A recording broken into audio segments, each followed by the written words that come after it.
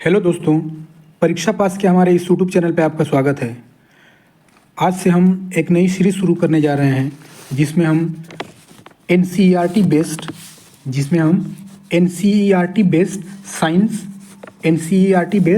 Science शुरू करने जा रहे हैं, जो आपके आने वाले रेलवे एग्ज़ाम जो है आरआरबी एनटीपीसी और RRB group D, RRB NTPC और आरआरबी ग्रुप डी के लिए बहुत ही इम्पॉर्टेंट है। बिल्कुल एनसीईआरटी के पैटर्न पर ही बहुत एनालिसिस करने के बाद ये पाया गया है कि बिल्कुल एनसीईआरटी पैटर्न पे ही आरआरबी अपने पिछले एग्ज़ाम और आने वाले जो एग्ज़ाम हो रहे हैं उसमें क्वेश्चंस पूछ रही है। ये क्लास 9th का जो है एनसीईआरटी है, जिसका पहला चैप्टर है हमारे आसपास के पदार्थ। तो चलिए आइए देखते हैं। ये एक ओवरव्यू है, पदार्थ के बारे में एक ओवरव्यू है कि पदार्थ क्या होता है, पदार्थ की कितनी अवस्थाएं हैं, ठोस, द्रव, गैस, ठोस, इसको हम बाद में करेंगे। पहले आइए देखते हैं कि पदार्थ क्या होता है।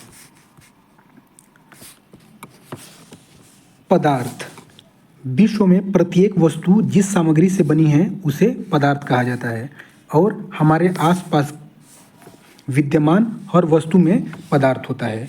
पदार्थ स्थान घेरता है और इसका द्रव्यमान होता है। आप इस बात को समझिए कि विश्व में जितनी भी वस्तुएं यानी कि जितने भी सामान हैं वो पदार्थ के बने होते हैं।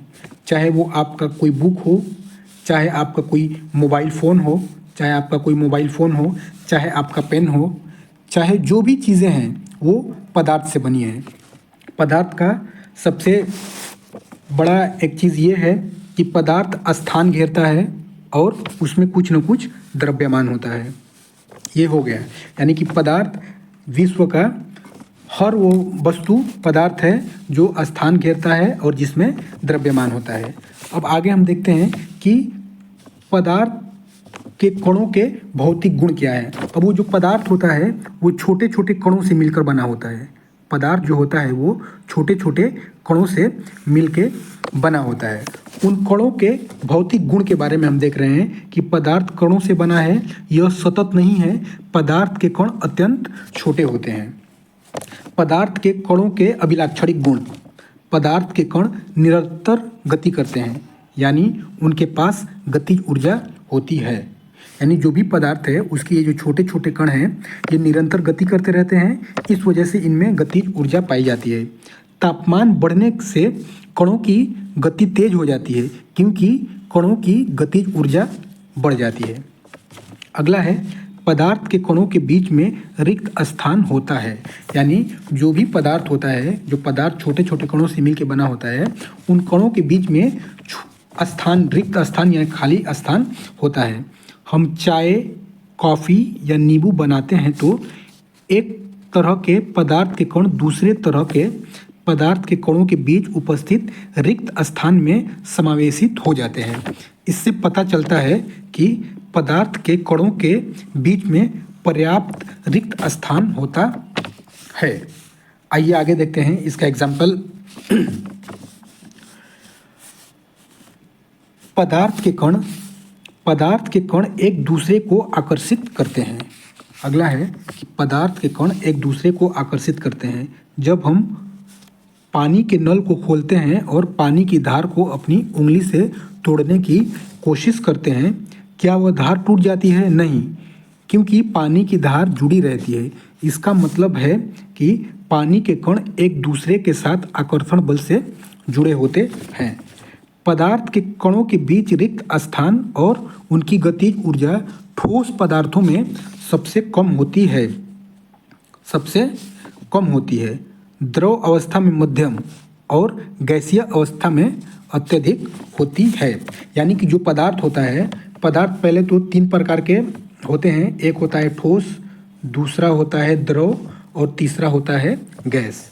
ठोस में जो कण होते हैं, छोटे छोटे जो कण होते हैं, इनमें गतिज ऊर्जा बहुत ही कम होती है। उसके बाद जो द्रव होता है, द्रव के जो कण हैं उनमें गतिज ऊर्जा इससे थोड़ी ज़्यादा होती है। और जो गैस होते हैं, गैस के कणों में गतिज ऊर्जा सबसे ज़्यादा होती है। गैसीय अवस्था में कणों में गति मध्यम होती है, द्रव अवस्था में और न्यूनतम होती है, ठोस अवस्था में भी अधिकतम होती है। आगे देखते हैं पदार्थ की अवस्थाएं। पदार्थ की अवस्थाएं यानी कि पदार्थ कितने प्रकार के होते हैं। भौतिक रूप से पदार्थ में 3 अवस्थाओं में पाया जाता है, पहला ठोस, दूसरा द्रव और तीसरा गैस। यानी कि जो भी पदार्थ है उसको 3 अवस्थाओं में बांटा गया है। मानव शरीर को भी भौतिक पदार्थ की 3 अवस्थाओं में विभाजित कर सकते हैं। हड्डियों और दांत ठोस अवस्था में, ब्लड रक्त और जल अवस्था में, फेफड़ों में हवा गैसीय अवस्था और 70% पानी हमारे शरीर में मौजूद है। अब आइए देखते हैं कि ठोस अवस्था की क्या गुण होते हैं। एक निश्चित आकार होता है, यानी कि जो ठोस अवस्था होता है वो उसमें एक निश्चित आकार होता है। ठोस अवस्था में अस्पष्ट सीमाएं होती हैं। आप समझिए ये कोई ठोस है, ये कोई ठोस आकृति है।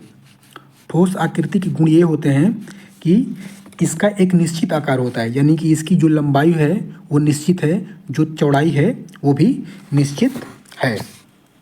अगला है और इनका आयतन भी निश्चित होता है, और इनका आयतन भी निश्चित स्थिर आयतन होता है। इनकी संपीड़न नगण्य होती है, ये दृढ़ होते हैं।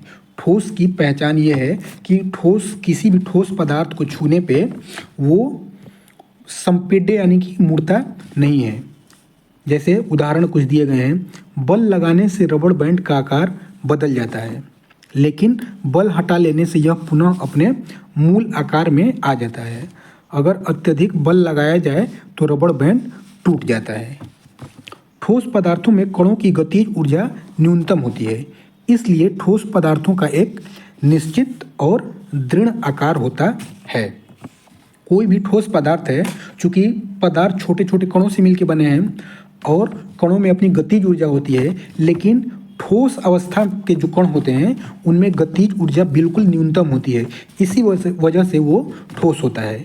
शर्करा और नमक जिस बर्तन में रखे जाते हैं उसी बर्तन का आकार लेते हैं, लेकिन ये ठोस पदार्थ हैं क्योंकि क्रिस्टलों का आकार वही रहता है। पदार्थ से दबाकर स्पंज को काफ़ी हद तक संपीड़ित कर सकते हैं, लेकिन फिर भी यह ठोस हाथ से दबाकर यह ठोस है। कारण यह है कि स्पंज के छिद्रों में हवा भरी होती है, दबाने से हवा बाहर निकल जाती है। आगे हम देखते हैं द्रव अवस्था। द्रव तरल होते हैं जिनमें बहाव होता है। द्रव को हम लिक्विड कहते हैं। ये तरल होते हैं, जैसे पानी हो गया, तेल हो गया, पेट्रोल, डीजल, ये द्रव अवस्थाएं होती हैं। द्रव का कोई स्थिर आकार नहीं होता है, वे बर्तन का आकार ले लेते हैं। द्रव जो होते हैं उनका कोई आकार नहीं होता है। आप जिस भी द्रव को जिस भी कंटेनर में, जिस भी बर्तन में, प्याले में, कप में, गिलास में, बड़े से गैलन में आप करेंगे तो ये उसी का आकार ले लेता है। द्रव का निश्चित आयतन होता है, यानी कि इसका भी आयतन निश्चित होता है। अगर 2 लीटर आप किस द्रव को अगर एक जग में रखेंगे तब भी वो 2 लीटर होगा, और उसी 2 लीटर को उठा के अगर किसी आप प्लेट में रखेंगे तब भी वो 2 लीटर ही होगा। द्रव में बहुत कम संपीड़न होता है। अगला है द्रव के कण का आकर्षण बल, उसका आयतन निश्चित रहता है। यानी कि इनके जो कण होते हैं इनके कणों का आकर्षण बल और आयतन निश्चित होता है। द्रव जिस बर्तन में रखे जाते हैं वही उस बर्तन का आकार ले लेते हैं। गैसें जैसे ऑक्सीजन और कार्बन डाइऑक्साइड पानी में विसरण करती हैं, और यही जलीय पौधे व जीव पानी में घुली ऑक्सीजन के कारण ही पानी में सांस ले पाते हैं। द्रव अवस्था में विसरण अधिक होता है, ठोस अवस्था में कम होता है, क्योंकि कणों में गति द्रव से ज़्यादा होती है और ठोस में कणों की गति कम होती है।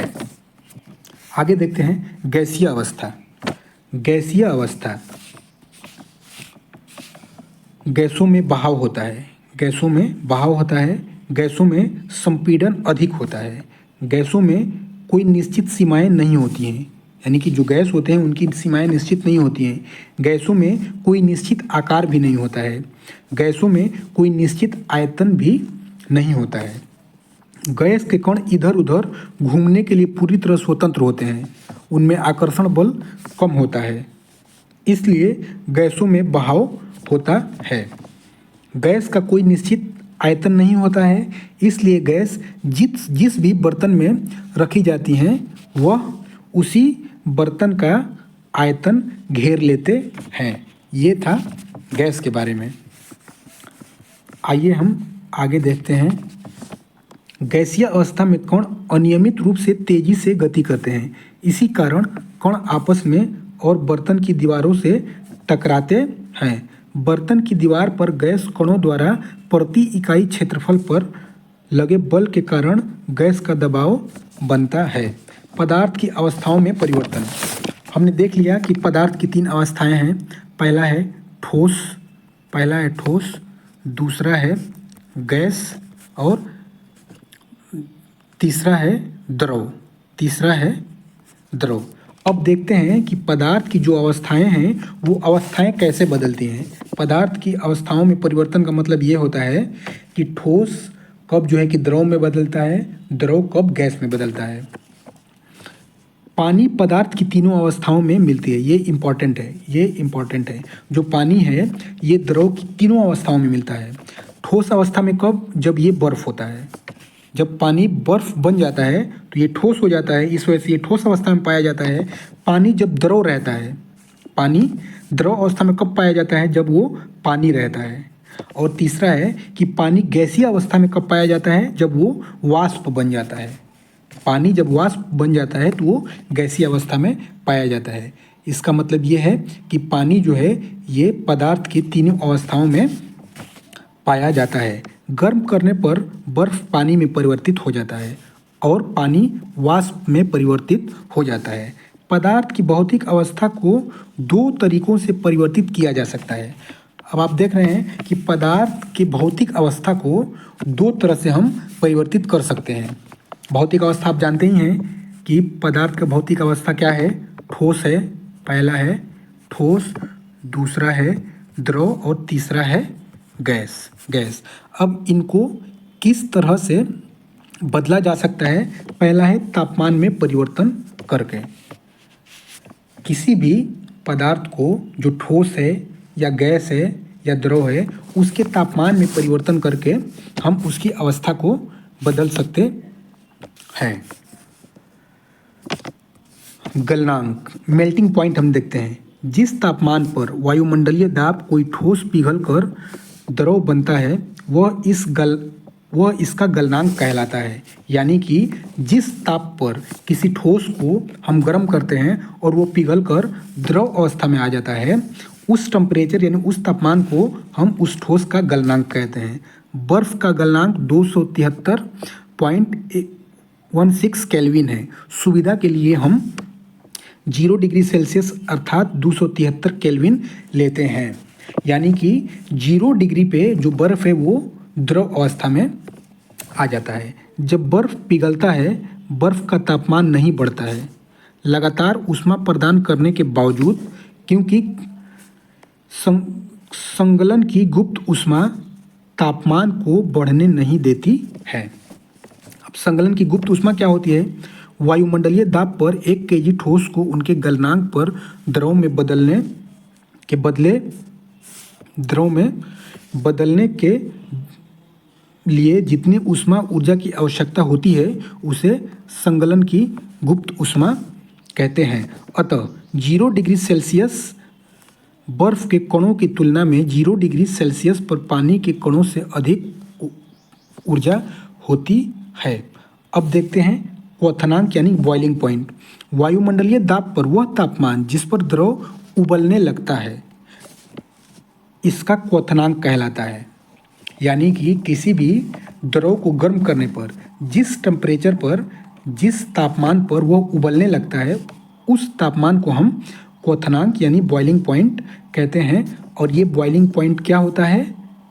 ये होता है 100 डिग्री सेल्सियस, यानी कि 373 केल्विन, 373 केल्विन पर कोई द्रव उबलने लगता है। वाष्पीकरण की गुप्त ऊष्मा, वाष्पीकरण की गुप्त ऊष्मा वायुमंडलीय दाब पर 1 kg द्रव को उसके क्वथनांक पर वाष्प में बदलने के लिए जितनी ऊष्मीय ऊर्जा की आवश्यकता होती है उसे वाष्पीकरण की गुप्त ऊष्मा कहते हैं। आगे देखते हैं, जब पानी को उबाला जाता है तो उसके तापमान में वृद्धि नहीं होती है, तापमान 100 डिग्री सेल्सियस ही रहता है, क्योंकि वाष्पीकरण की गुप्त ऊष्मा पानी के कणों के बीच के आकर्षण बल को तोड़ती है। यानी जब भी हम पानी को गर्म करते हैं तो वो पानी 100 डिग्री सेल्सियस पर उबलने लगती है, और उबलने के बाद इसको जितना भी आप गर्म करेंगे उसका तापमान नहीं बढ़ेगा। अतः 100 डिग्री सेल्सियस पर वाष्प के कणों में उसी तापमान पर पानी के कणों की अपेक्षा अधिक ऊर्जा होती है। तापमान में परिवर्तन से पदार्थ की अवस्था को एक दूसरे में बदला जा सकता है, क्योंकि नीचे का आरेख में दिखाया गया, क्या दिखाया गया है कि जब जो भी ठोस पदार्थ है उसको जब हम ऊष्मा देते हैं तो वो द्रव अवस्था में आ जाती है। जो भी, जैसे पानी का एग्जांपल ले लीजिए, पानी जब ठोस अवस्था में, जब बर्फ़ होता है, बर्फ़ के बाद वो द्रव यानी कि पानी अवस्था में आता है। उसके बाद द्रव अवस्था के बाद जब हम उसको और ऊष्मा देते हैं तो वो गैसीय अवस्था में आ जाता है। ये ताप परिवर्तन है, यानी कि ताप परिवर्तन से किसी भी पदार्थ की अवस्था में कैसे परिवर्तन होता है। आइए हम कुछ और विशेष प्रकार के परिवर्तन को देखते हैं। उसमें एक आता है ऊर्ध्वपातन। ऊर्ध्वपातन कुछ ऐसे पदार्थ हैं जो द्रव अवस्था में परिवर्तित हुए बिना ठोस अवस्था से सीधे गैस में और वापस ठोस में बदल जाते हैं। इस प्रक्रिया को ऊर्ध्वपातन कहते हैं। यानी कि कुछ ऐसे भी ठोस होते हैं जो सीधे गर्म करने पे वो द्रव अवस्था में नहीं आते हैं, बल्कि वो सीधे गैसीय अवस्था में आ जाते हैं। उसका एक उदाहरण है कपूर या अमोनियम क्लोराइड। कपूर या अमोनियम क्लोराइड ऐसे पदार्थ हैं जिनको गर्म करने पे ये सीधे द्रव अवस्था में नहीं बल्कि ये तुरंत गैसीय अवस्था में आ जाते हैं। दोस्तों, अगर आपके पास वक्त है तो आप NCERT क्लास 9th की साइंस की बुक उठाइए और उस साइंस की बुक में बिल्कुल ये सारी की सारी चीज़ें विद एग्जाम्पल दिए हैं, उसको पढ़िए। उसके बाद हमारे वीडियोस को देखिए और हम बिल्कुल इसी बेस्ट प्रीवियस ईयर के जो भी क्वेश्चन हैं वो क्वेश्चन करवाएंगे। आपका पूरा टॉपिक क्लियर होता चला जाएगा। आइए आगे देखते हैं दाब परिवर्तन। वो हम लोग ताप परिवर्तन पे देख रहे थे, दूसरा हम दाब परिवर्तन पे देखेंगे कि दाब परिवर्तन करने पे कोई भी पदार्थ कैसे अपनी अवस्था बदल रहा है। यदि हम तापमान घटाने पर सिलेंडर से गैस लेकर उसे संपीड़ित करें तो कणों के बीच की दूरी कम हो जाएगी और गैस द्रव में बदल जाएगी। यानी कि दाब बढ़ाना, तापमान घटाना और गैस द्रव में बदल जाती है। यानी कि कोई भी गैस का जब हम तापमान कम कर देते हैं, कोई भी गैस का हम तापमान कम कर देते हैं और दाब बढ़ा देते हैं और उस पर हम दाब बढ़ा देते हैं तो वो द्रव अवस्था में आ जाती है। आप देखे होंगे कि जो हम सिलेंडर यूज़ करते हैं, जो हम गैस सिलेंडर यूज़ करते हैं, उसको हिलाने पे हमें ये लगता है कि उसमें लिक्विड है, लेकिन एक्चुअल क्या है? एक्चुअल वो गैस होता है। और उस गैस को इतना दाब देकर, इतना कंप्रेस्ड करके जो है कि उसको उस सिलेंडर में भरा गया होता है, वो उस सिलेंडर में जाने के बाद वो द्रव अवस्था में आ जाता है। लेकिन ज्यों ही आप उसको ओपन करेंगे वो फिर से दाब कम होगा और वो गैस अवस्था में आ जाता है। ज़्यादा दाब बढ़ाने से गैस के कण नज़दीक आ जाते हैं।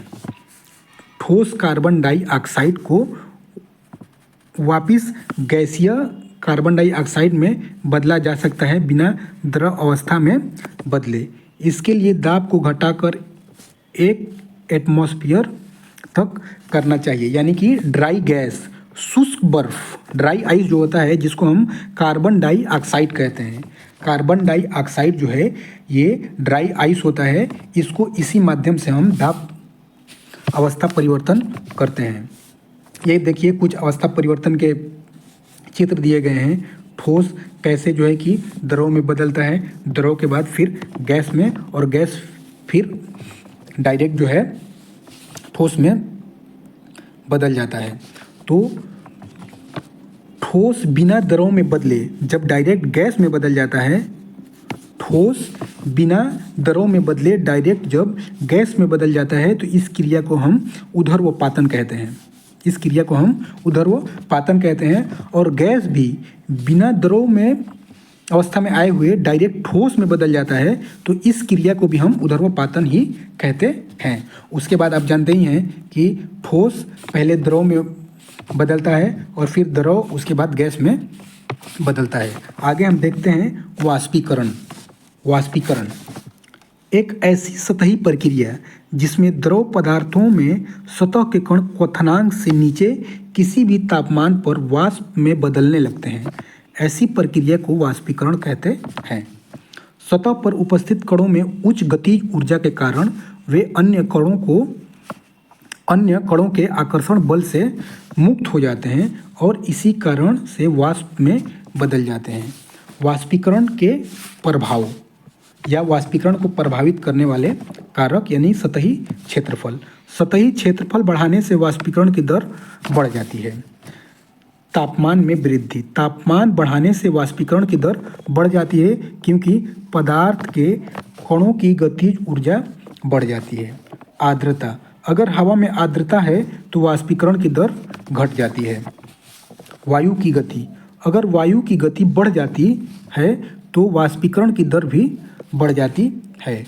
वाष्पीकरण से शीतलता होती है। वाष्पीकरण से शीतलता होती है। वाष्पीकरण प्रक्रिया के दौरान लुप्त हुई ऊर्जा को पुनः प्राप्त करने के लिए द्रव के कण अपने आसपास के वातावरण से ऊर्जा अवशोषित कर लेते हैं। इस अवशोषण के कारण वातावरण शीतल हो जाता है। ये वाष्पीकरण भी हम समझ गए। दोस्तों, उम्मीद है हमारी वीडियो आपको अच्छी लगी होगी। और आइए एक बार हम देख लेते हैं कि हमने जो भी पढ़ा है उसका एक ओवरव्यू हम कर लेते हैं। कि हमने पदार्थ के बारे में पढ़ा है कि पदार्थ की अलग अलग अवस्थाएं हैं। ये है ठोस, ये है द्रव और ये है गैस। ठोस अवस्था के गुण क्या हैं? इनमें निश्चित आकार होता है, निश्चित आयतन होता है, कोई बहाव नहीं होता है, कण अत्यंत आसपास होते हैं, यानी कि जो छोटे छोटे कण हैं इनके एकदम बिल्कुल सटे होते हैं, और संपीड्यता नगण्य होती है। वैसे ही हम देखते हैं द्रव में कोई निश्चित आकार नहीं होता है, द्रव का निश्चित आयतन होता है, बहाव होता है, कणों के बीच में रिक्त स्थान होते हैं थोड़े से, और कुछ संपीड़न इसमें होता है। वैसे ही हम गैस को देखते हैं, अनिश्चित आकार, अनिश्चित आयतन, बहाव होता